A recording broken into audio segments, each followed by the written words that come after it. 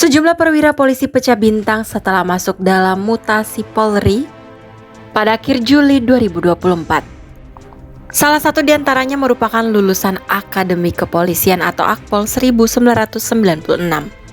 Mutasi Polri tersebut tertuang dalam surat telegram dengan nomor ST-1554-7 Romawi-Cap-2024 yang ditandatangani Asisten Kapolri Bidang Sumber Daya Manusia atau ASDM Irjen Pol Dedi Prasetyo dan ditetapkan pada 26 Juli 2024. Total sebanyak 157 perwira Polri dirotasi hingga promosi jabatan. Mutasi di lingkup Polri dalam rangka promosi, masa purna, tour of area, dan Kapolda Kata Karopenmas Divisi Humas Mabes Polri, Irjen Pol Truno Yudo Wisnu Andiko.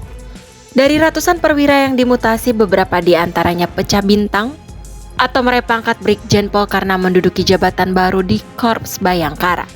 Salah satunya perwira berdarah Batak. Lalu siapakah beliau? Langsung saja simak ulasan berikut ini. Sosok perwira menengah yang pecah bintang tersebut ialah Kombes Pol Boy Rando Simanjuntak. Beliau diangkat dari jabatan lama sebagai Wadir Tipidum Bareskrim Polri, dipromosikan menjadi penyidik tindak pidana utama tingkat 2 Bareskrim Polri. Dengan jabatan barunya itu, maka Kombes Boy Simanjuntak menerima kenaikan pangkat 1 tingkat atau pecah bintang.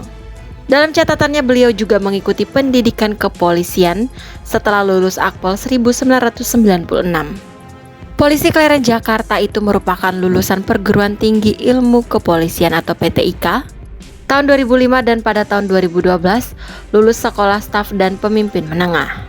Sejumlah jabatan strategis pun pernah diembannya seperti Kasubag Pampers Baket, Bakbin Paminal Ro Paminal Divpropam Polri, Kapolres Kepulauan Seribu.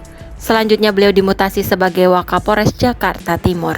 Kombes Pol Boy Simanjuntak juga pernah menjabat sebagai Kasubdit 4 di Tipidum Bareskrim Polri, kemudian sebagai Wadir Tipidum Bareskrim Polri.